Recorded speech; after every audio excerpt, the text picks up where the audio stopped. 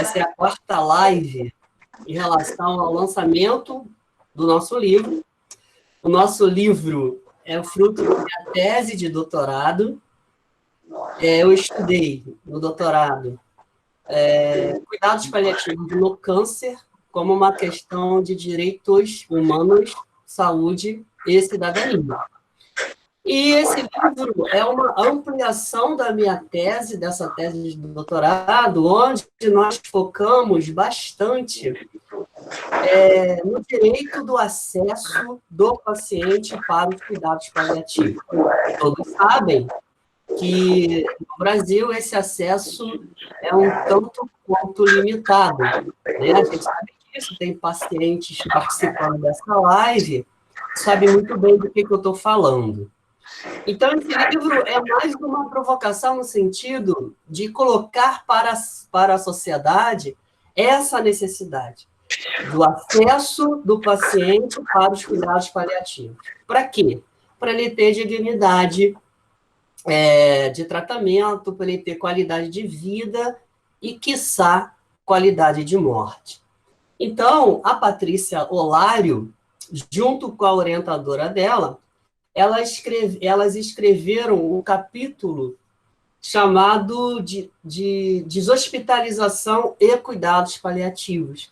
Então, hoje a nossa conversa vai ser com a Patrícia em relação a como é que foi esse processo de escrita desse capítulo, o que ela interpreta em relação ao que ela faz, que é um processo lindo, que é um processo de deshospitalizar o paciente, para o paciente ir para sua casa, ser tratado pelos seus entes queridos e até morrer em casa. Então, eu queria cumprimentar a Patrícia. A Patrícia Olário, ela é doutora em enfermagem pela UFRJ, é concursada pela UFRJ, ela termina o doutorado dela, faz um concurso público e passa para ser professora na UFRJ, é professora universitária há bastante tempo, e ela chefia o SAD, do Hospital Federal Cardoso Fonte, que é um serviço de atendimento... Melhor aí, Patrícia. É um serviço de deshospitalização do Cardoso Fonte. Então, ela está lá há 9 anos, fazendo um trabalho fantástico, que é permitir que esse paciente volte para casa. Então, Patrícia, boa noite, muito boa noite. Obrigado pela sua presença, obrigado pela parceria. Eu queria que você começasse a falar, a considerar, a colocar a sua interpretação em relação ao que é um processo de deshospitalizar. Deshospitalizar o paciente é uma questão de direitos humanos, Patrícia? Boa noite, Hernani. Boa noite, Ana Paula, Patrícia Souza e demais colegas do grupo de pesquisa. Que bom que ver que numa sexta-feira à noite, enquanto as pessoas chegam cansadas, às vezes da semana inteira, tem gente preocupado com cuidar do outro, e gente preocupada em fazer o melhor. Queria saudar meus alunos, não posso deixar de saudá-los, então tenho vários alunos, estou vendo vários nomezinhos aqui, alunos da Univeritas, ex-alunos de outras instituições, alunos da pós-graduação, colegas de trabalho, colegas técnicos de enfermagem, assim, hoje eu trabalhei durante o dia no Cardoso Fontes e tiveram vários colegas que têm interesse, que têm dúvidas com relação à temática e que é uma questão de direito, saúde e cidadania, sim, escolher o local de morte, escolher o local de ser cuidado, que está para além do hospital, é um direito. Eu estou muito grata, que o doutorado nos proporcionou, assim, encontros maravilhosos. Então, em 2014, quando eu entrei para fazer uma disciplina eletiva no doutorado, eu não tinha a menor noção de que a gente teria hoje tantas pessoas interessadas nessa temática. Quando eu encontrei o Hernani em Portugal, né, que ele falou, eu estudo câncer, eu falei, eu também estudo câncer. Não, mas eu estudo cuidado paliativo, não, mas eu também, então precisamos conversar, e a partir daí temos conversado, escrito diversas coisas nessa temática, e eu acho que o mais interessante disso tudo, né, é saber que a gente pode construir muita coisa para esse cuidado de uma forma multiprofissional e com a participação do paciente. Que bom que tem paciente assistindo a live, né, e que bom que o paciente possa e deva ser o centro do nosso cuidado, e não de uma forma que a gente mande na vida dele, que a gente não manda nem na nossa, que dirá na do doente, né? E acho que é isso mesmo, né? E que bom que a gente vai semeando aí um pouquinho da questão dos cuidados paliativos e da questão da paliação. E ainda hoje, 9 anos depois, 9 anos à frente de um serviço de deshospitalização, aonde eu tiro um dia na semana para fazer unicamente assistência, né, e as pessoas que trabalham comigo sabem dessa verdade, eu ainda me emociono quando eu vejo um doente dizer, ó, não quero ir para o hospital. Às vezes eu faço, né, e dou essa sugestão para o doente. Será que não é o momento de voltar para o hospital? O senhor está gravando? Né? E na semana passada eu tive essa satisfação de conversar com uma paciente que me falou, não, você disse que eu tinha o direito de escolher, né? Então, eu quero morrer em casa, e ela morreu um dia depois da minha visita. Essa, como várias outras histórias, né, e histórias de pacientes e de alguns alunos que já me acompanharam da especialização aí que a gente tem, que o Hernani tem, que eu ministro aula também, faz com que a gente veja o quanto essa temática é importante e o quanto, cada vez mais, as pessoas precisam estar estudando sobre cuidados paliativos e outros cenários de cuidado, que nada mais é do que a deshospitalização, é pensar fora do hospital, é pensar em outras possibilidades, voltado para aquilo que o paciente realmente deseja. Patrícia, muita gente não sabe que a deshospitalização é uma política pública, é uma Sim. política que está entremeada em outras políticas, como a política de internação domiciliar, o melhor em casa. Eu queria que você falasse um pouquinho dentro dessa perspectiva política. A deshospitalização, ela tem uma história, né, no Brasil, e achei até interessante, aí eu venho acompanhando, né, as lives dos outros autores, uma coisa que eu acho que foi colocada na live da semana passada, que é a questão de que tem palavras que a gente traduz, né, da distanásia e tudo mais, assim como ortotanásia, distanásia, às vezes a gente, né, confunde. A deshospitalização também é uma palavra tipicamente brasileira, né, e que vem lá da questão do home care, do cuidado domiciliar. É uma política pública amparada por legislação. A gente tem uma lei 825 de 2016, né, que é a mais recente, e começa-se a implementar deshospitalização dentro do SUS desde 2002, mas já é uma prática milenar, né? Se eu for pensar na minha avó, ela era cuidada em casa, ela ia para o hospital em um caso muito crítico.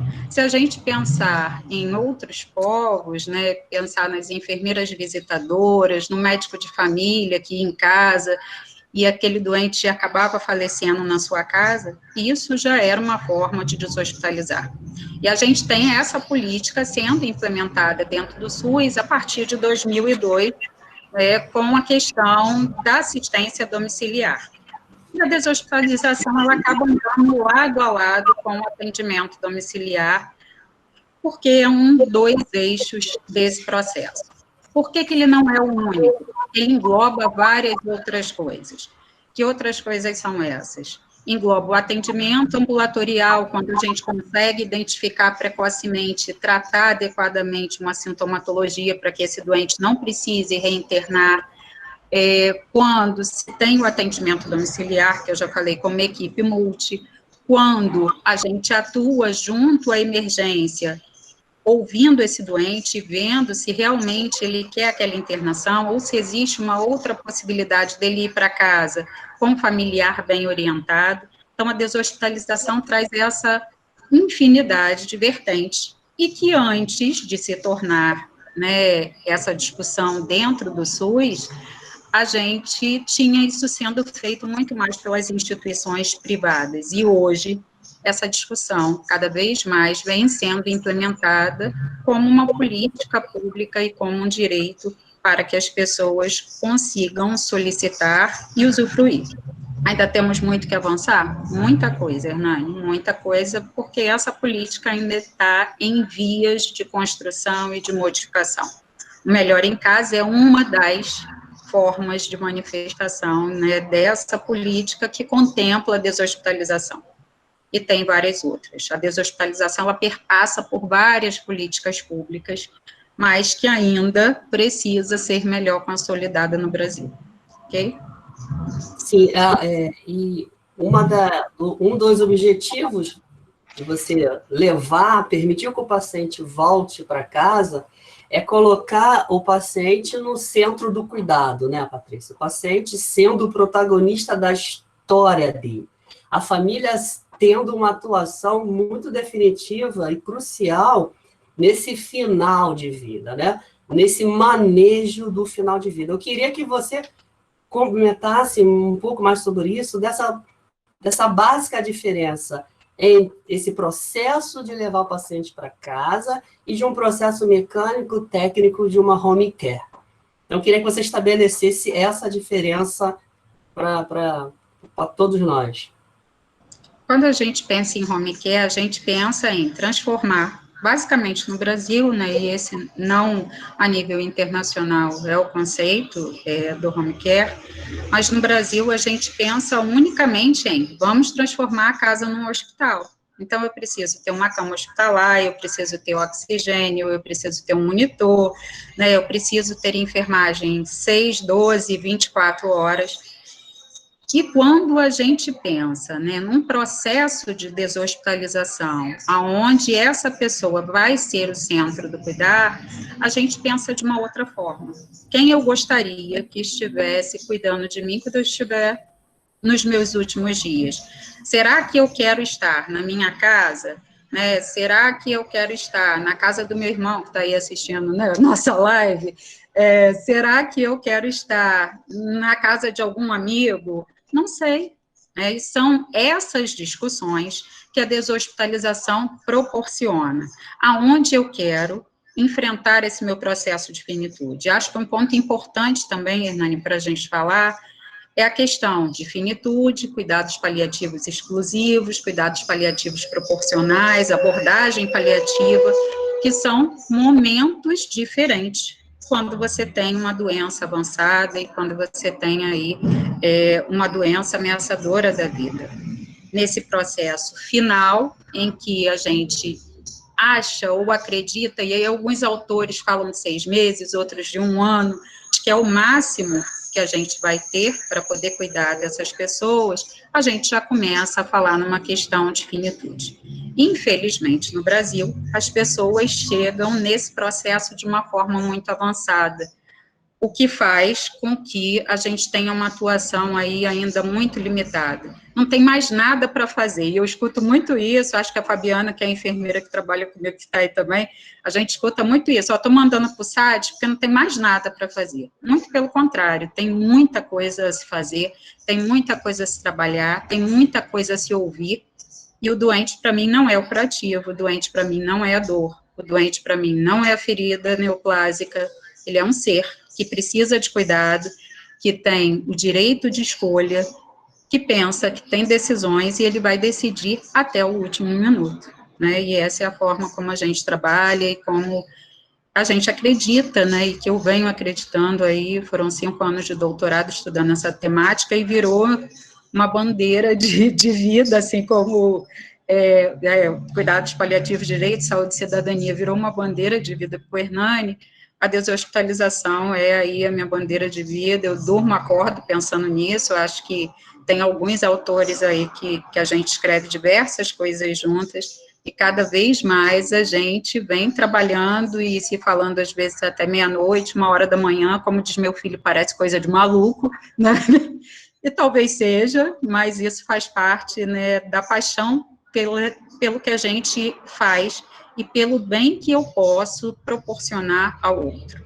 E a questão da empatia, de compaixão, né, que é aí o que as pessoas vêm trabalhando, que a Alexandre trabalha e outras pessoas que estão aí na live, que trabalham essas questões. Respondi, Hernani, a sua pergunta? Nós estamos falando de um cuidado público. Esse cuidado público que deve ser levado a todas as dimensões no sentido da defesa da dignidade desses pacientes.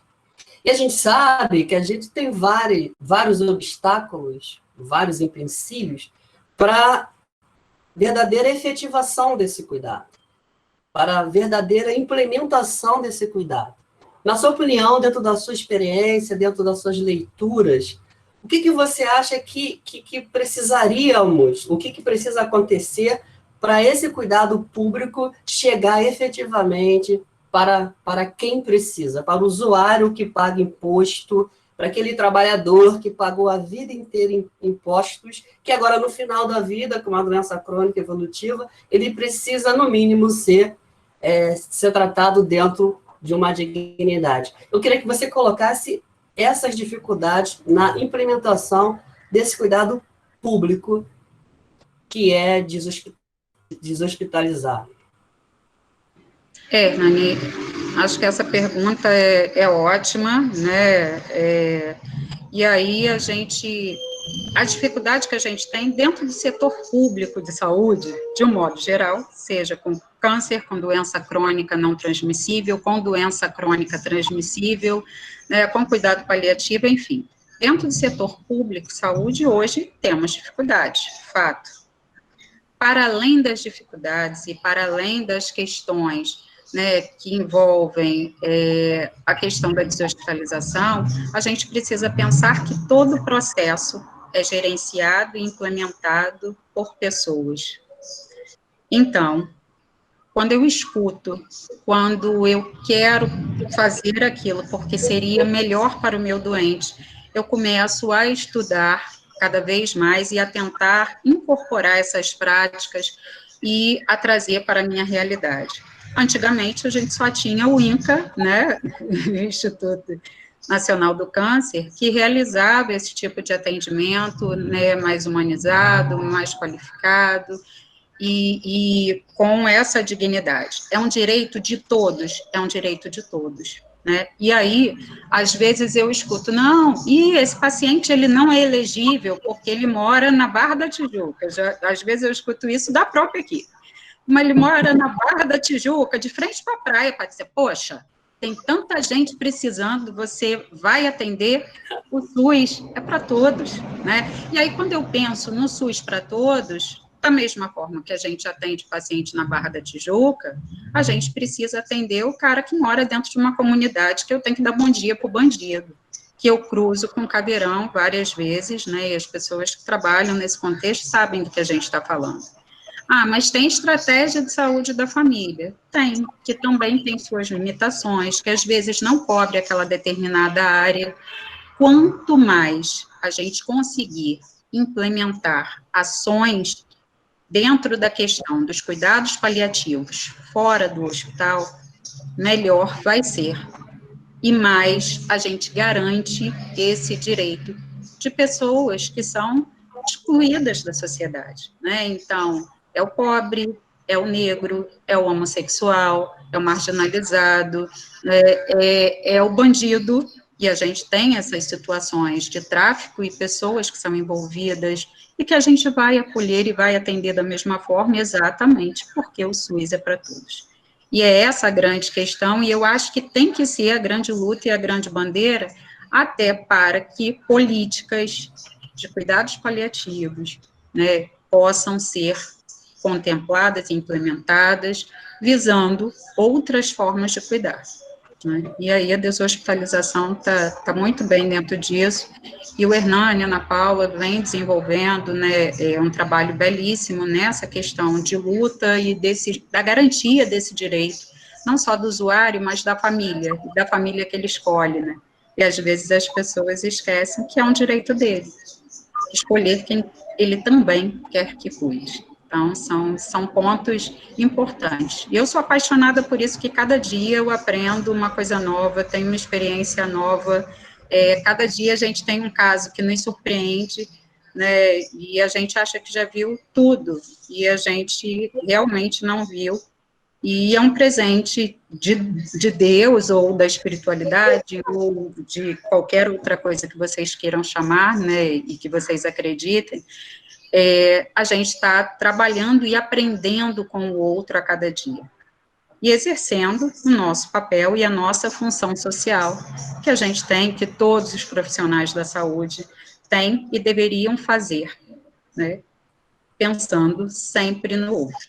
É fácil? Não é fácil. Lidar com um ambiente que é feio, com um ambiente que é sujo, com a pobreza humana, com um ambiente de comunidade violenta, não é fácil, né? Eu acho que é muito mais fácil a gente falar de paliação do consultório geladinho do que tratar desses, desculpa, né, mas tem que falar, o consultório geladinho, né, que o paciente vai lá e paga R$ 600 a consulta, é muito mais fácil do que a gente cuidar desse paciente que precisa e que está dentro da comunidade, que às vezes nem consegue sair da cama, né, e precisa do nosso atendimento. Patrícia, tem várias perguntas Estou vendo aí. aqui, e vamos tentar fazer um mix. Patrícia, primeiro eu gostaria que você falasse quem são os seus pacientes. Quem são os seus pacientes? Só um minuto, deixa eu completar. Quem são essas pessoas? Tá? E como funciona o seu serviço? Como que você conseguiu implementar o seu serviço dentro do seu hospital? Eu sei que não foi fácil, até hoje não é. E queria também que você colocasse como é essa questão da área de risco, o acesso, como é que fica a segurança dos profissionais. Estou fazendo um mix aqui de perguntas. E como fica também a questão, como que vocês resolveram a questão do óbito em domicílio? Eu digo que, assim, iniciar um trabalho de deshospitalização dentro de uma unidade, principalmente uma unidade pública, não é fácil. Vencer a barreira do preconceito que existe de não ser médica, também não é fácil, né? Vencer a barreira de ser mulher, negra, né? Hoje eu já estou mais velha, mas já 10 anos atrás eu era mais jovem, e aí tudo isso gera, né, uma série de conflitos. Hoje a gente tem aí um serviço estruturado, mas basicamente porque as pessoas acreditaram e compraram a ideia. Quando o hospital, né, em que você está inserido, ou a clínica da família, quando quiser fazer na atenção básica, ou qualquer outra unidade de saúde, compra essa ideia, né, e compra no sentido de vamos viajar juntos e construir juntos, isso auxilia muito. Claro que eu montei o serviço, e aí reformular esse serviço é algo importantíssimo, e é uma coisa que a gente faz todo dia, né? Então, assim, a Fabiana, que é a enfermeira que está aí assistindo, ela chega e fala para mim, vou colar uma pastinha, ela fez isso essa semana, ela está rindo, vou colar a pastinha na parede, porque não está funcionando essa forma de captação, a gente não está conseguindo ver quem são os doentes que a gente está olhando ainda dentro do hospital e que vão para casa. A Fabiana tem o senso, não, mas eu quero que fique mais visível. Vou comprar e vou colocar ali. A outra enfermeira está rindo mesmo, elas mandam em mim. E isso é um processo de construção coletiva. Essa construção coletiva, onde todos podem participar, onde todos podem opinar, é a base fundamental para o sucesso de qualquer serviço de deshospitalização. E com essa parceria, a gente conseguiu adeptos, né? E adeptos que são fundamentais. Então, hoje eu tenho pessoas que, para rodar deshospitalização, são fundamentais. Exemplo, emergência do Cardoso Fontes. Então, eu tenho lá o Dr. Paulo Fraga, né, que é o médico, e eu tenho a Aline não, eu tenho a Elaine, que é a enfermeira, que são os dois chefes da emergência. Para que a gente consiga rodar leito, Esses dois elementos são fundamentais. A médica da clínica médica, que é a Aline, né, que eu digo que eu falo mais com ela, se bobear, até do que com meus filhos. A gente se fala sempre. Então, essa conversa e esse diálogo, e o permitir da direção, e aí, claro que a doutora Ana Paula é fundamental nesse processo, né, de deixar que a gente faça, que a gente consiga, permite com que o serviço vá se estruturando. Claro que hoje a gente já começa a usar mais, então hoje a gente já tem fluxo de óbito, e é um fluxo de óbito que não é imposto, é um fluxo de óbito construído com a participação do serviço social do hospital, com a participação do NIR, com a clínica médica, com a emergência, e aprovado pela direção. Né? Então, assim, a gente teve, principalmente dentro desse período de pandemia, algumas situações de óbito em domicílio, e que a gente conseguiu garantir para essas pessoas, né, o atestado de óbito. É num dia que a gente consegue isso? Claro que não. Mas as pessoas, é aquela corrente do bem, as pessoas vão se solidarizando e trabalhando e vendo a efetividade.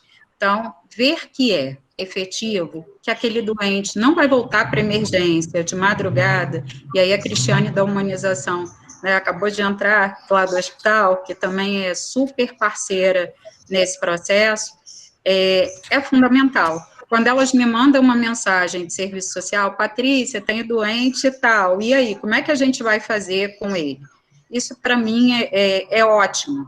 Quando a gente tem o residente médico lá na clínica médica que manda, é ótimo. E hoje a gente tem um trabalho articulado, né, onde os médicos falam, a gente vai esperar o serviço social, vamos esperar a deshospitalização, para a gente ver se é o momento realmente de dar alta. E isso é construção de um cuidado coletivo, multiprofissional, e que precisa ser realizado em outras esferas e de outras formas. Temos problemas ainda? Temos vários problemas. Cada vez a gente está querendo mais, né? O nosso nível de exigência vai aumentando. Mas, assim, hoje eu, pelo menos, sou uma pessoa que sou bem satisfeita com o que a gente conseguiu construir, né, e com as alianças e os laços e os elos, com os fluxos, com as parcerias, e isso, para mim, é maravilhoso. Tá? Espero que eu tenha respondido aí o que você queria saber. O fluxo, ele existe, mas precisa realmente que um médico, né, dê esse atestado de óbito. Como é que a gente conseguiu construir lá no hospital, que eu acho que é o que o pessoal mais pergunta, um médico da clínica médica, se for durante o dia, e se for um doente da clínica médica, que a grande maioria dos nossos doentes ou são da clínica médica ou dos cuidados paliativos, são os dois que eles conseguem, né, nos dar esse atestado de óbito, desde que alguém vá até o domicílio, olhe, veja que realmente aquela pessoa faleceu, leve prontuário para o médico e deixa tudo isso de uma forma mais azeitada. Que é importante, nesse processo tem a zeladoria, né? Nesse processo tem o NIR, nesse processo tem o atendente que vai receber essa família, então a gente consegue trocar bastante. Acho que uma outra coisa que a doutora Ana Paula implementou e que foi fundamental para a gente poder ter melhorado bastante... Ana Paula é a diretora do hospital, né? Diretora do hospital. Processo de deshospitalização foi o Huddle, né? E aí o Huddle vem lá daquele jogo de futebol americano, que os jogadores se abraçam, né, e traçam uma estratégia bem rápida.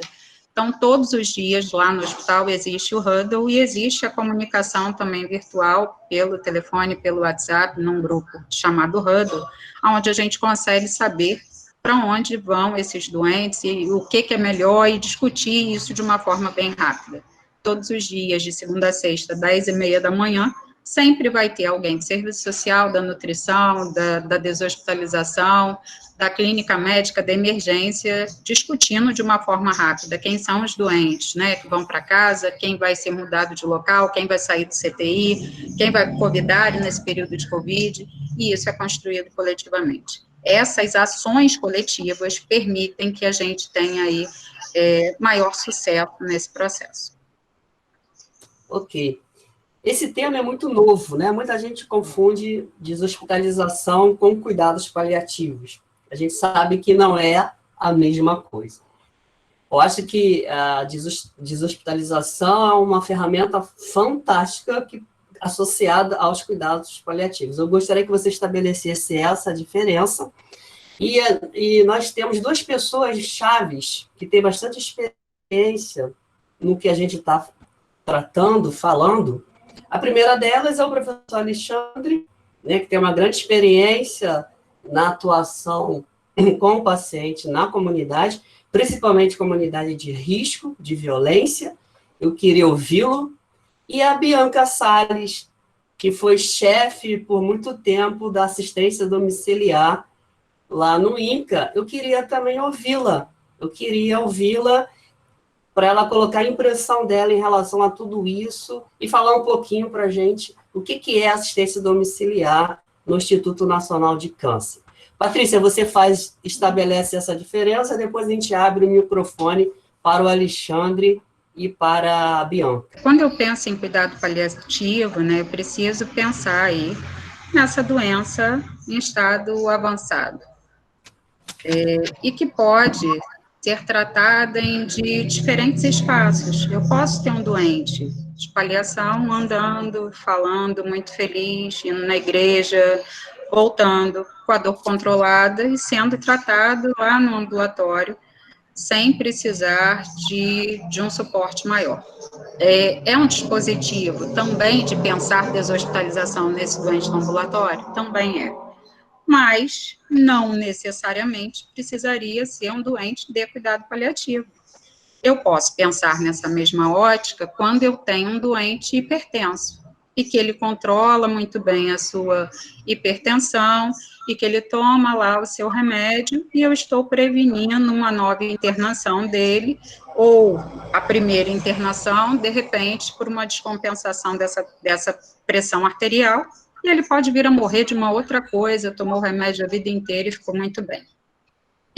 A deshospitalização, ela se torna fundamental, né, dentro dos cuidados paliativos, especificamente, quando esse doente está lá internado e que ele fica 1 ano, 5 meses, 4 meses, 3 meses, né, é o doente que tem um câncer em estado avançado, é um doente que tem HIV, é um doente que tem uma cardiopatia, né, importante, são doentes de cuidados paliativos? São. Mas aí vem a grande pergunta, quem vai cuidar deles e aonde? Eles vão continuar no hospital até a morte? E quando vai ser essa morte? Pode ser agora, pode não ser. Acho que ele está compensado, melhorou a infecção, melhorou a anemia, controlou a dor, controlou o vômito, ele precisa permanecer hospitalizado? Se a resposta for não, é o momento de se implementar o quê? A deshospitalização. E aí, é tirar esse doente e inseri-lo num outro espaço de cuidado, que pode ter o amparo de uma equipe do atendimento domiciliar, né, que vai estar prestando um atendimento no domicílio do próprio hospital, ou ele pode voltar para a rede de atenção à saúde, né, e estar vinculado a uma estratégia de saúde da família, a ter uma rede de referência e contra-referência, ou seja, ele vai para essa unidade de atenção, mas ele pode voltar para o hospital a qualquer momento para compensar esses sintomas. Então, eu acho que a primeira coisa para conseguir estabelecer a diferença, Hernani, é pensar em cuidado paliativo para além da morte, né? E eu acho que a grande dificuldade das pessoas talvez seja essa. Pensa em deshospitalização como tirar aquele doente que vai morrer, e não necessariamente. A gente pode estar trabalhando também como uma ponte para que ele consiga se estruturar e voltar, né, e ser transferido esse cuidado para a estratégia de saúde da família. Ou ele pode nem passar por esse processo de deshospitalização. A alta pode conseguir ser implementada diretamente com a família e com a equipe somente de cuidados paliativos, sem que precise interferir ou auxiliar nesse processo. Família, ponto fundamental. E aí pensar família não como pai, filho e criancinha, mas todos os integrantes que podem compor, e até o vizinho, que é amigo, né, e que auxilia nesse processo de cuidado. Hoje eu fui visitar um paciente dentro de uma comunidade, né, em Senador Camará, e é um paciente com uma doença bem avançada, que não tem a metade do rosto, mas que vive muito feliz, obrigado, né, senta, conversa, ri. Eu ainda estava falando para ele hoje, se eu fosse o senhor, eu ia fazer fofoca de todo mundo, ia sentar aqui, do lado de fora, e ele morreu de rir, né, e a gente brincando, porque ele tem uma vista da comunidade praticamente inteira. Como que eu cheguei nessa casa hoje? Uma comunidade solidária. Então, a vizinha, quando me viu descendo do carro, falou, é ali, vai por aqui, vai por esse lado, não vai pelo outro, né? Essas pessoas que fazem parte da comunidade também são fundamentais nos dois processos, seja ele na deshospitalização, seja ele no cuidado paliativo, porque às vezes é o cara que tem carro e leva ele para o hospital no momento em que ele tem uma descompensação sintomática. Então, andam lado a lado? Andam. A deshospitalização e a paliação andam lado a lado, mas não é a mesma coisa. Deshospitalização é pensar para além dos cuidados hospitalares. Cuidado paliativo é uma abordagem multiprofissional que envolve diversos saberes e diversas questões, dentre elas sociais, espirituais, né, e tudo mais aí, como tem lá as definições da Organização Mundial de Saúde. Espero que eu tenha respondido, né, deshospitalização não tinha conceituação até eu terminar a tese de doutorado, né, então, o primeiro conceito de deshospitalização que a gente tem no Brasil foi um conceito que eu e a professora Marleia trouxemos, inclusive ela mandou um abraço, teve um compromisso, não pôde estar presente na live, e isso é fundamental, né? Mesmo que esse conceito ele vá sendo aprimorado, modificado, melhorado, ele é fundamental e faz com que as pessoas comecem a pensar um pouco mais nessa compaixão aí que o Alexandre trabalha muito bem dentro das comunidades, aqui no Rio de Janeiro e certamente em outros espaços também. Você falou do conceito, Patrícia? Qual? Da desosp? Falei que a deshospitalização ela está para além das questões hospitalares e que ela prevê o quê? O cuidado do usuário e família e uma articulação em rede, inclusive educação em saúde.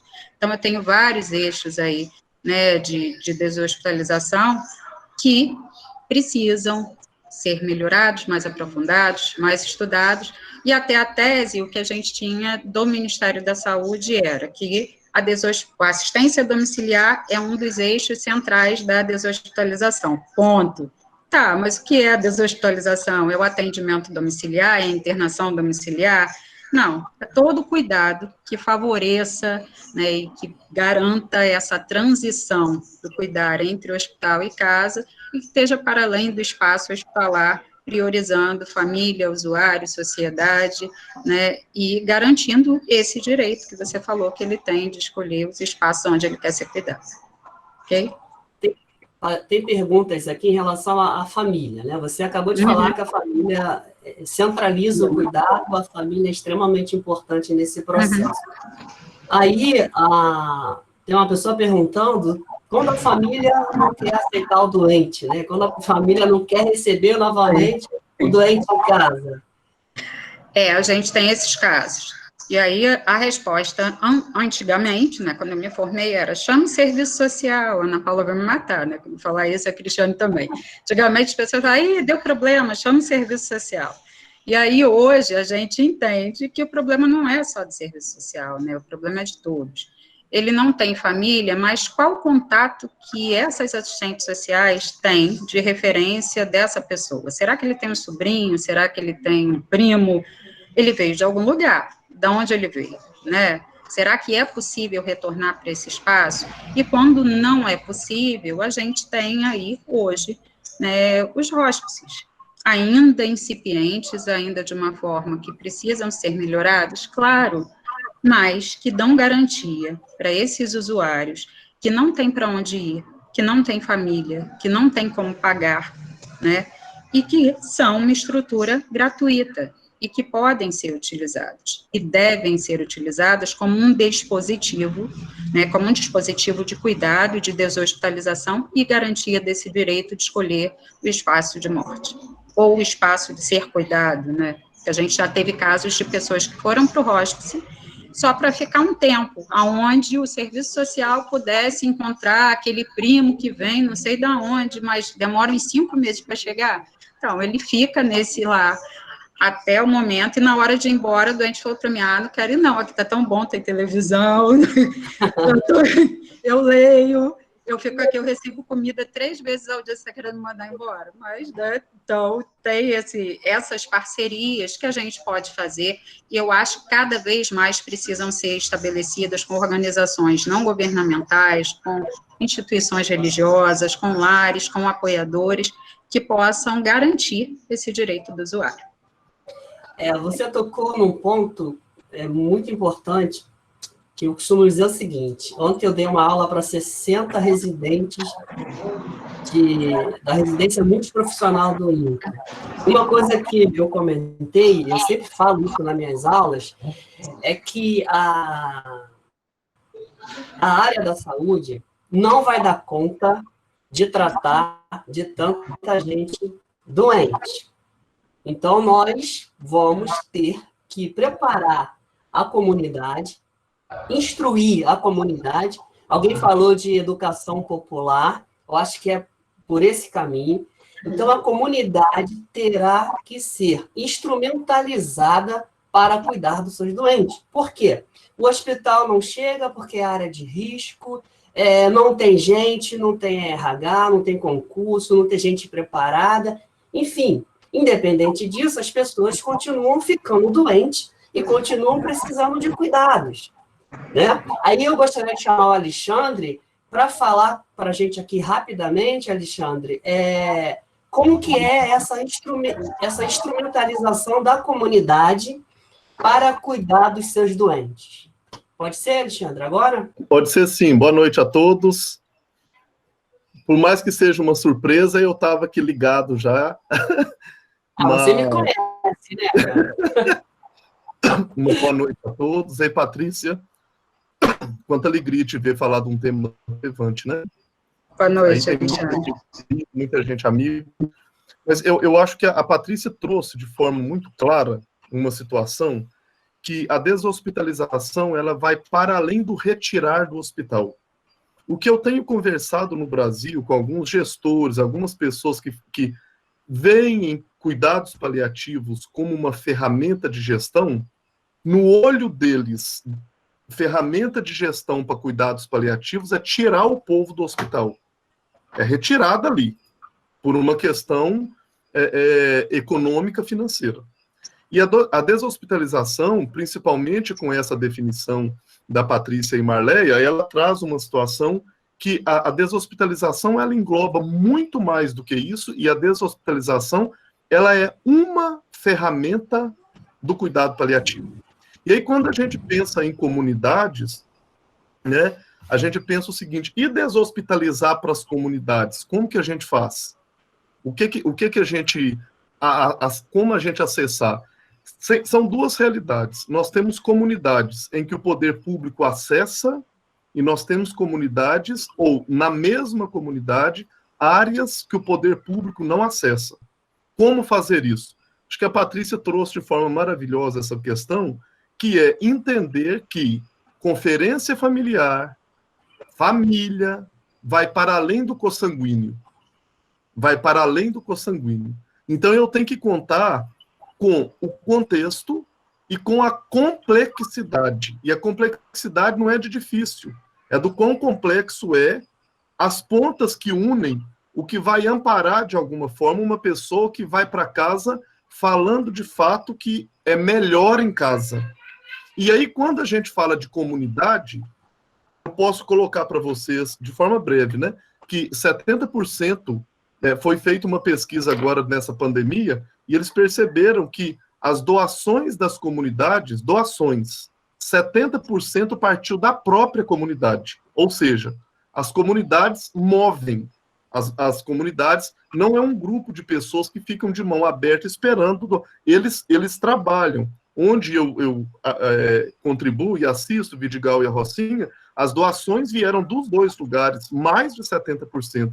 E aí, quando a gente fala de deshospitalização, instrumentalizar, capacitando a família, os voluntários, possíveis vizinhos, as pessoas que estão no envolto, essas pessoas vão, de alguma forma, fazer um berço, entre aspas, para que a pessoa possa ter, de fato, um acolhimento e não uma desova.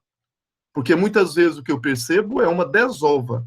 Tira a pessoa com hemorragia e põe em casa. E isso não é a deshospitalização que a Patrícia está trazendo. Isso é um crime que muitas vezes no serviço de atenção domiciliar a gente depara. As pessoas tiram as pessoas hospitalizadas a qualquer custo e os colocam em casa. Ok? Obrigado, Alexandre. Valeu. Patrícia. Oi. Acho que o Alexandre aí trouxe, desculpa, o Alexandre trouxe uma reflexão importantíssima, né? Aliás, ele sempre traz essas reflexões, né, maravilhosas. Eu acho que eu sou abençoada de trabalhar com vocês, porque vocês são os melhores, né, no Brasil que trabalham com isso, né, Alexandre, Hernani, Ana Paula, Mônica, Fabiana, Monique, Iveson, que entrou agora, Leonor e tantos outros que estão aí, que de repente eu não citei, né, mas que são pessoas que amam o que fazem. E às vezes, né, eu acho assim, as pessoas são tão comprometidas com essa questão, e eu acho que a comunidade, ela nos mobiliza de tal forma que a gente acaba ficando contagiado com essa questão de ajudar de alguma maneira, que às vezes a gente percebe que não almoçou, né? Hoje a Monique me mandou uma mensagem, por exemplo, cadê o motorista e o psicólogo? Vocês esqueceram da live? Eu falei, não, a gente só não almoçou. E daqui a pouco eles estão chegando aí, a gente participa da live, porque existem coisas que nos movem, né? E a questão da responsabilidade, não é o largar, não é eu dizer para ele, olha só, o seu tempo acabou, eu não quero falar disso, né?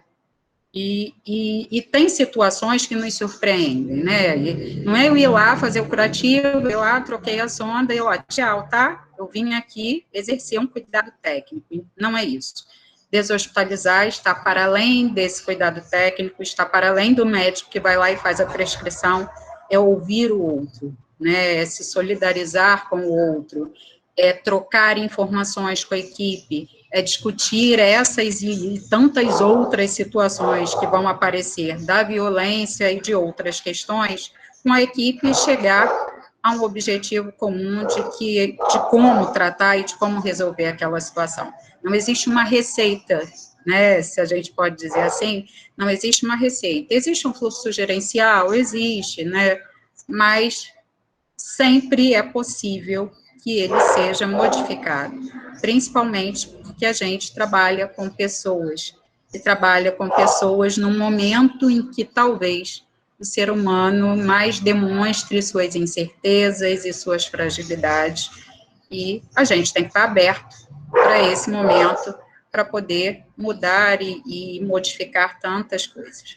A Luciana Biso é uma amiga, uma grande colega, que eu trabalhei com ela há 7 anos na HC1, no Hospital 1, Unidade 1 do INCA.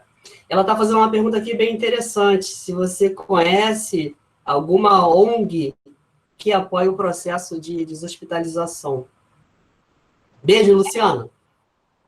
Que apoie o processo de deshospitalização, não, mas existem parcerias nas comunidades que são solidárias, né, extremamente solidárias. Eu dei o exemplo dessa paciente que faleceu, que me pediu, eu cheguei lá, ela estava em fase de pré-agonia, né, e, de repente, o fisioterapeuta que estava comigo mobilizou, né, vamos mudar ela de posição, que eu acho que talvez seja essa posição, ela pode melhorar. E, realmente, ela deu uma melhorada, deu uma levantada, e aí ela pediu, eu só quero morrer em casa e tudo mais. era uma pessoa que não tinha renda, não tinha tido contribuição, tinha uma única filha, a filha tinha mais um filho, e a comunidade, né, a Associação de Moradores, em parceria com essas organizações locais, conseguiu sustentar essa família durante todo o processo de adoecimento. Então, eles tinham o que comer, ela tinha o conforto limitado que ela precisava, ela me pediu o bolo, a filha tinha feito o bolo no momento em que a gente estava na visita, ela pôde comer o último pedaço de bolo, porque era um direito dela querer comer aquele bolo, né, e essas histórias, né, e essas situações, e às vezes quando eu olho para algumas fotos, que eu tenho lá, a coleção de última foto, né, que são as pessoas que vão tirando as últimas fotos com a gente, porque pedem para tirar e para a gente guardar.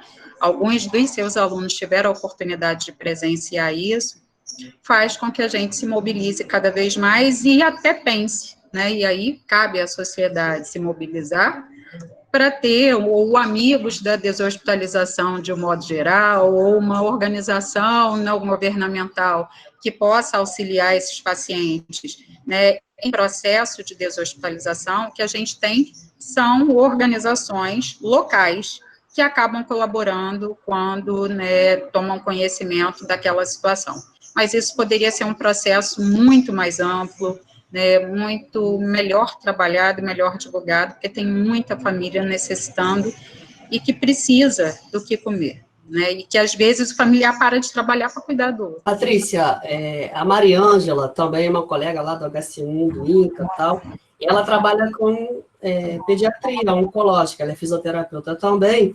Ela está perguntando em relação às crianças. Eu sei que você não atende criança, né? Mas a gente conhece, ela até saiu da reunião, a gente conhece um trabalho lindo, né, do Almiro, do pessoal do IFF. Você quer falar um pouquinho sobre isso? Sim, e aí eu acho que cai numa outra coisa, né, e acho que um ponto, minha orientadora entrou, né, então, boa noite, professora Marleia, não posso deixar de saudá-la. Boa noite, Marleia.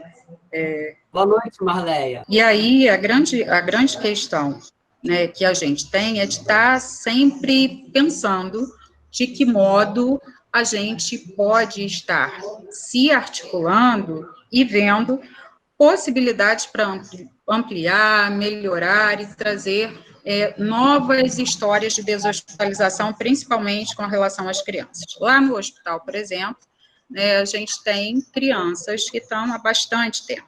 A gente teve uma história de deshospitalização no hospital, não só uma, talvez a mais famosa, que foi a última que saiu no jornal, que foi da Duda, mas muito mais por uma iniciativa dessa mãe, né, e de questões ligadas à legalidade, serviço social, que conseguiram que ela fosse para casa. Eu visitei a Duda em casa, a Duda está muito bem, e aí eu falo o nome dela porque ela gosta que fale, né, ela é uma criança que ama que fale dela, né, e é uma criança linda, e ela está lá no seu quarto rosa, muito feliz, né, muito sendo bem acolhida pela família. É uma realidade de todos? Não. Mas o Almiro e a Dani, né, e a Mariane, toda a equipe deles, conseguem fazer um trabalho brilhante, né? E o que a gente combinou com o Almiro e com a Dani? Matriciamento, que é uma coisa que a Câmara Técnica de Deshospitalização, né, então, assim, existe uma Câmara Técnica que é coordenada pela Leonor, que também está aí participando da nossa live, que norteia tudo isso. Então, se eu não tenho notório saber naquela área, que é o meu caso, não tenho saber com a pediatria, expertise para isso, a gente convida os colegas para que nos auxiliem. A gente já teve períodos em que o Almiro e a Dani estiveram lá no hospital, nos ajudando e vendo a viabilidade de deshospitalização dessas crianças. Na semana passada, a gente teve uma reunião com o serviço social, né, e com membros da pediatria, para a gente poder traçar diretrizes para essas crianças. A primeira que a gente fez foi de solicitar novamente o matriciamento do IFF, porque a equipe mudou, e a gente já agendou com o Instituto Fernandes Figueira para que eles possam nos auxiliar. Então, provavelmente tem várias crianças por aí e que precisam, assim como o IFF, existem outras equipes treinadas e que atuam muito bem. A gente tem o caso da Débora, que atua lá no PAD de Santa Cruz, dentro do Pedro II, né, que é uma médica pediatra. A gente tem lá o Almiro, acho que tem uma iniciativa também dentro do IPPMG, né, e outras que talvez a gente não conheça. Eu acho que a grande questão é estar aberto a conhecer. Existem várias e lindas experiências pelo Brasil que a gente desconhece, né? Porque a gente tem aquela questão do não dá para fazer, né? É difícil. Se eu pensar que eu tenho 2 carros, 2 enfermeiras e meia, né? Porque são a Monique, a Fabiana e eu, né? Meia, porque eu fico entre a gestão e a assistência, que eu tenho 3 técnicos, 1 médico, 2 fisioterapeutas, 1 psicólogo, eu tenho 1 para tudo, e 2 carros, a gente simplesmente ia dizer, eu não faço, né? E a gente consegue, pelo menos, dar dignidade para essas pessoas, dar um atendimento qualificado. A última vez que eu contei, eu acho que a gente estava com 33 pacientes com lesões complexas. Se eu estiver errada, a Fabiana e a Monique me corrijam. 20 e tantas sondas, trocando em domicílio, que faz com que esse doente, que de repente não tem o dinheiro para poder ir para a unidade de alta complexidade, possa trocar em casa. E não vai ser trocada pela clínica da família, porque quando ele disser que tem câncer, ninguém vai querer trocar achando que vai sangrar. Então, tem situações que mobilizam e que fazem que a gente pense um pouco melhor. E por que não pensar nisso também para as crianças? Eu acho que o ponto inicial é o Fernandes Figueira, que tem uma experiência exitosa e que pode nos ensinar a fazer, né? Se alguém quiser trabalhar com as crianças, eu acho que sempre a Dani e o Almiro estão super abertos a essa possibilidade. Patrícia, você está falando, eu estou pensando aqui em várias situações. Eu acho que a gente tem que fomentar, estimular a formação a associação de pacientes de cuidados paliativos. A gente teve a experiência da aprovação da lei, né? Só conseguimos aprovar a lei estadual de cuidados paliativos com a participação da associação de pacientes. Então, eu acho que, para além, né, da gente discutir o processo técnico, científico, acadêmico da coisa, a gente vai ter que avançar com essa questão para a comunidade. Então, nós estamos sendo assistidos pela Gigi, que é da Associação das Amigas de Mama de Cabo Frio. E lá, a situação das pessoas com câncer é desafiadora em relação aos cuidados paliativos. Então, o que a gente pode fazer e pensar juntos nesse processo de construção de uma rede de assistência para essas pessoas? Eu costumo dizer o seguinte, o problema dos pacientes do INCA, matriculados no INCA, está resolvido. Agora, o paciente que está lá em Cabo Frio, Nova Iguaçu, São Gonçalo, como é que a gente faz para articular forças no sentido de provocar a construção de um fluxo ou de uma rede de assistência para esses pacientes? Falou em Cabo Frio, eu lembrei, e aí, Marleia, a professora Marleia tem uma experiência na Baixada Litorânea, né, e aí, com um projeto de extensão, que talvez ela possa, né, trazer um pouquinho, que é uma outra visão de um outro local, que também tem a mesma dificuldade com esses pacientes com câncer, né? Se você me permitir, Hernani, se a professora Marleia quiser falar um pouquinho, né, desse projeto de extensão que ela vem desenvolvendo e que pode ser uma possibilidade, e aí eu falo que pode ser porque a gente tem muita coisa para estudar, muita coisa para trabalhar e contar com essas associações. Que bom que tem uma associação interessada, que bom que tem uma associação, né, participando da live, e eu acho que a mobilização política, ela precisa continuar acontecendo em paralelo com as discussões, com o estudo acadêmico, e aí lembrar que a academia, né, e a questão da política, da sociedade, né, e da ação, elas caminham juntas, a gente precisa de tudo isso. Marleia, querida, tudo bem? Tudo a Marleia bem. Chagas, ela é doutora em enfermagem e trabalha, é professora na universidade, na Escola de Enfermagem da Universidade Federal do Estado do Rio de Janeiro, e foi orientadora da Patrícia. A Patrícia é tão boa assim por conta e culpa da Marleia, né, Marleia? Não. A Patrícia é boa porque ela é boa mesmo, né? Porque é uma excelente enfermeira, né, com excelentes contribuições, e é uma grande honra para mim a oportunidade de ter orientado tantas colegas, né, na área da atenção oncológica, né? Essa questão, eu agradeço a possibilidade, né, de falar um pouco sobre essa questão. Nós trabalhamos o projeto de extensão que nós desenvolvemos, promoção da vida e saúde à pessoa com câncer na Baixada Litorânea do Rio de Janeiro. Ele iniciou em 2004, e nós temos desenvolvido atividades com diversos grupos, né? Trabalhamos com profissionais de saúde, aqui na Baixada Litorânea, já desenvolvemos atividades com o pessoal da atenção básica, com o pessoal da rede especializada, né, e trabalhamos diretamente com a Associação das Amigas da Mama de Cabo Frio, que a Gigi, né, está aqui participando dessa atividade, nós encaminhamos os convites para ela, e a associação, ela já tem quase 20 anos, né? É uma associação que tem lutado com muita ênfase em prol da garantia da qualidade, né, dos direitos à saúde das pessoas com câncer nos 9 municípios da Baixada Litorânea, né? Somos 9 municípios, né, que vai de Saquarema até Rio das Ostras.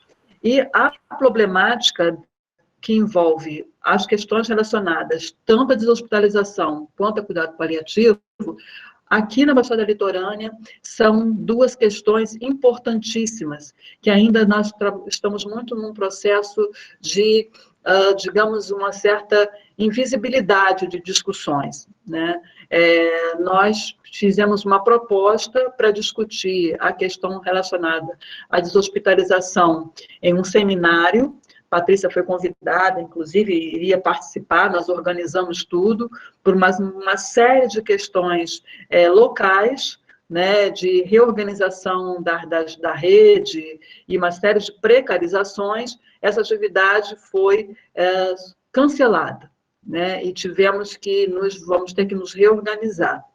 Mas a questão de cuidados paliativos, nós temos uma situação desafiadora, quando eu coloco essa questão, principalmente porque a natureza, né, de uma atenção para cuidado paliativo não está muito bem formalizada na região, né?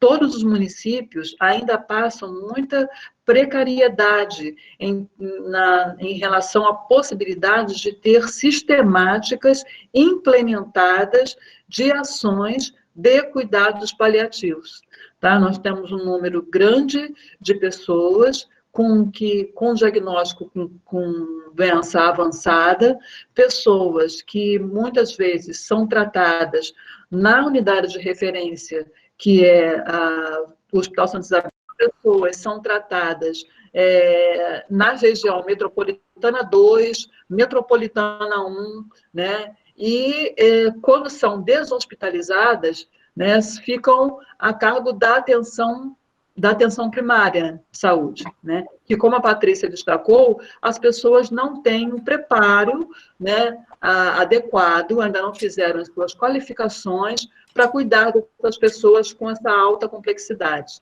né? Então, é uma situação realmente desafiadora. Nós temos acompanhado as informações, né, epidemiológicas na região, e sabemos que essa região, as outras regiões, micro-regiões do estado, também passam por muitas situações como essa. Então, nós realmente precisamos trazer para a discussão né,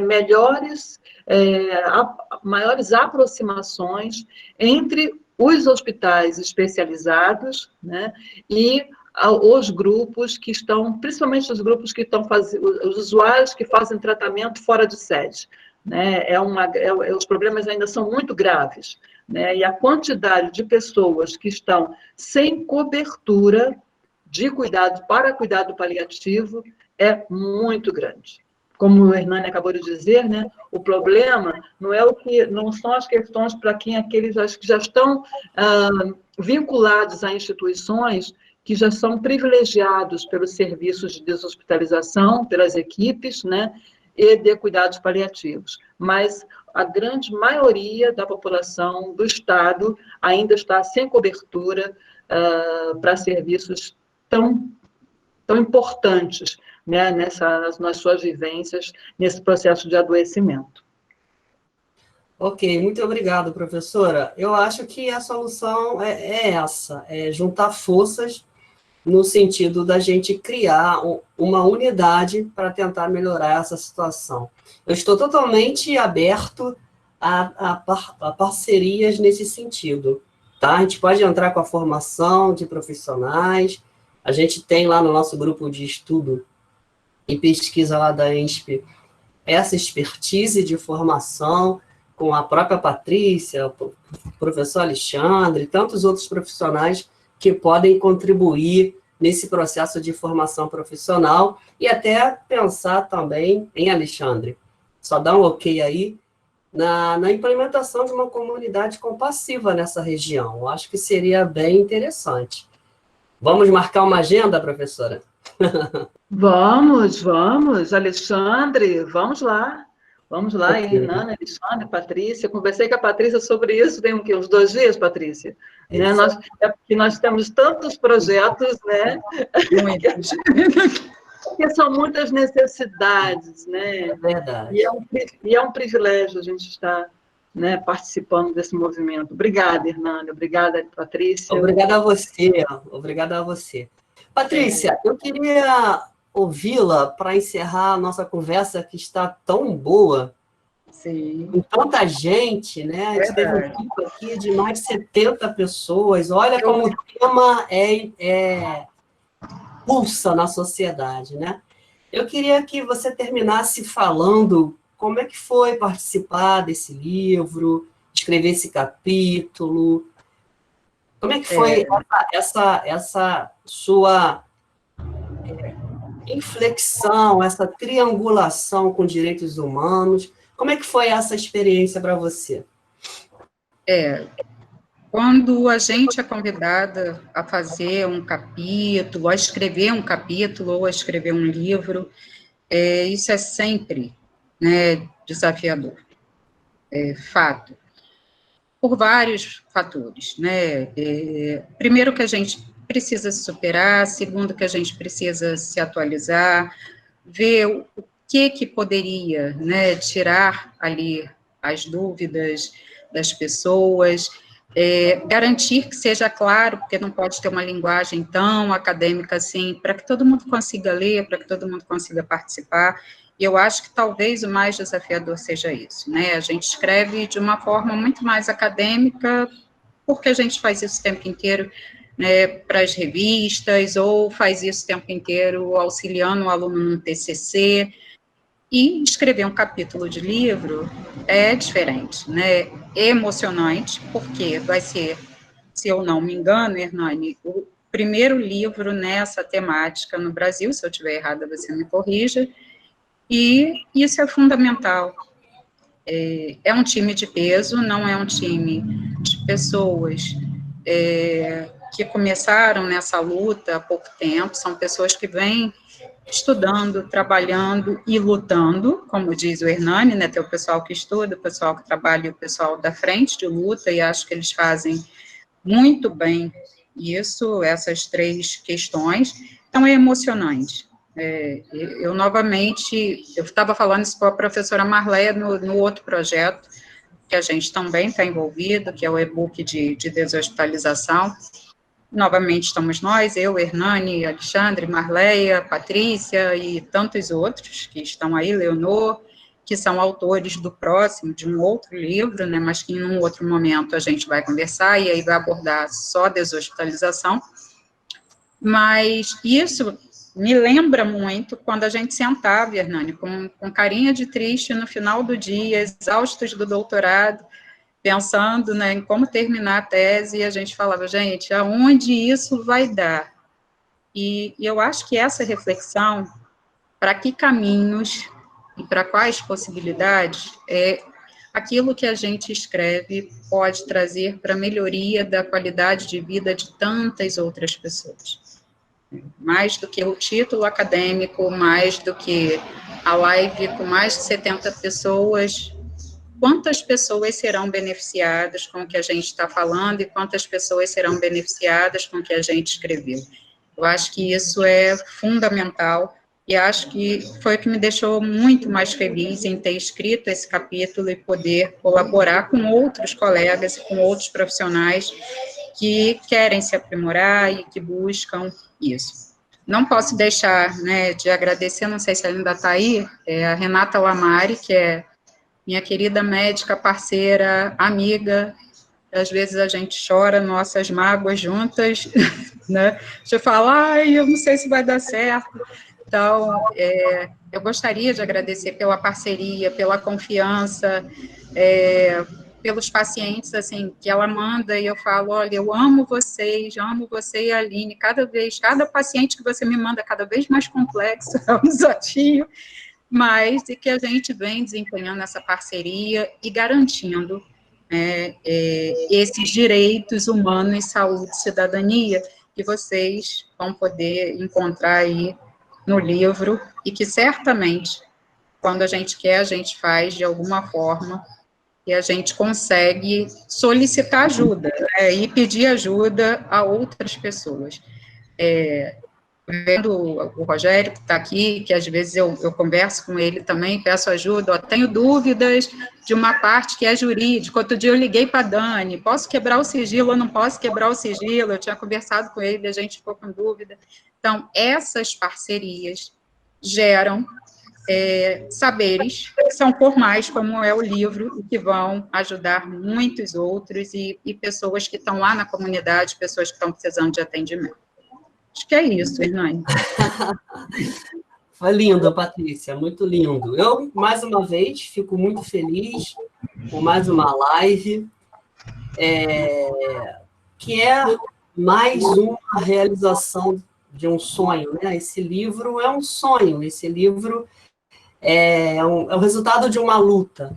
Agradeço muito de antemão ao meu ex-orientador de doutorado, que é o Luiz Carlos Fadel de Vasconcelos, que infelizmente hoje não pôde estar conosco, que ele me ajuda a organizar esse livro, ele me ajuda a pensar nesse livro. Então, esse livro é resultado de muita luta, de muita fé, de muita garra, e a certeza que juntos conseguiremos melhorar ou mitigar o sofrimento desnecessário que nossos pacientes são submetidos. É isso que me levanta da cama, Patrícia. Eu saio da cama com esse intento, que é diminuir, mitigar sofrimento evitado. Eu acho que precisamos, para além da técnica, para além do científico, precisamos impregnar na nossa assistência mais humanidade, mais dignidade, mais respeito ao outro. Quando a gente fala de direito humano, que é tão banalizado, direito humano é um direito inerente pelo simples fato, a todas as pessoas, pelo simples fato de ter nascido. Você nasceu, você já é portador de direito. E esse direito, ele tem que ser respeitado, porque é na esteira do direito humano que vai rolar a dignidade da pessoa. Se você não respeitar essas pessoas, se não respeitar seus direitos, você não vai respeitar as suas dignidades. Então, eu acho que isso é um ponto reflexível na nossa lida diária, na nossa atividade profissional diária. Eu acho que a gente tem que falar mais sobre isso. Então, esse livro, a nossa esperança com esse livro, evidentemente, não é ganhar dinheiro, porque livro, ninguém fica rico com um livro, excetuando Paulo Coelho, né, no Brasil. A intenção é justamente essa, é divulgar esse trabalho, né, divulgar esse trabalho de pessoas tão determinadas naquilo que fazem. Então, eu fico muito feliz com essa audiência, com a presença de todos, e já, de antemão, convidá-los para a próxima live. A nossa live vai ser com o professor Alexandre Ernesto Silva, que é enfermeiro, paliativista, e ele vai estar conversando conosco semana que vem, sexta-feira que vem, a partir das 19 horas. Teve uma pessoa que perguntou pelo livro, pelo lançamento do livro. O livro tem previsão de lançamento entre outubro e novembro. Evidentemente que a gente vai fazer uma grande festa, né, Patrícia? Vai ter vários lançamentos, vamos fazer o lançamento desse livro até no bar da esquina, porque eu acho que todos precisam ter acesso a essas informações. Então, a gente segue nessa pegada, que é a pegada de defesa do direito humano, que é a pegada da defesa da dignidade da pessoa, que é a pegada de colocar essa pessoa como dona do seu destino, como desse cuidado, colocar essa pessoa na centralidade desse cuidado. É assim que eu vejo a área da saúde, é assim que eu vejo os cuidados paliativos.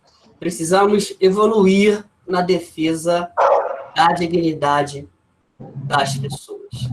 Então, Hernani, eu não posso deixar de agradecer, né, lógico, pela oportunidade, por poder participar com você dessa live, todo mundo que se disponibilizou, meus alunos, que eu estou morrendo de saudade, mas, por enquanto, ainda não voltaremos, em breve teremos o nosso encontro presencial, se Deus quiser, e quando tudo isso passar, a gente vai poder conversar um pouquinho mais de paliação, que mesmo não dando aula de cuidados paliativos para a graduação, a gente sempre busca trazer essa reflexão e fazer com que eles participem de algum modo. Obrigada por ter me convidado para esse momento tão especial. Obrigado, eu que agradeço. Um grande beijo à Bianca. A Bianca não conseguiu entrar, não conseguiu falar com a gente, mas a Bianca é uma grande profissional, uma grande parceira nesse processo de construção aí dos cuidados paliativos. A Ana vai falar. A Ana também é uma das autoras do livro, né? Boa noite, Ana.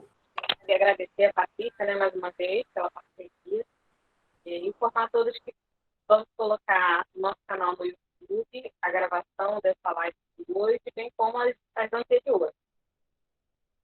E para divulgar, para falar um pouco sobre essa temática com a sociedade, né? Trabalhando muito nessa perspectiva de que a sociedade, como um todo, tem acesso a essa discussão. Então, a gente pede a vocês que nos ajudem a divulgar, chamar outras pessoas, para que esse tema ele transcorra aí a todas as pessoas. Obrigada.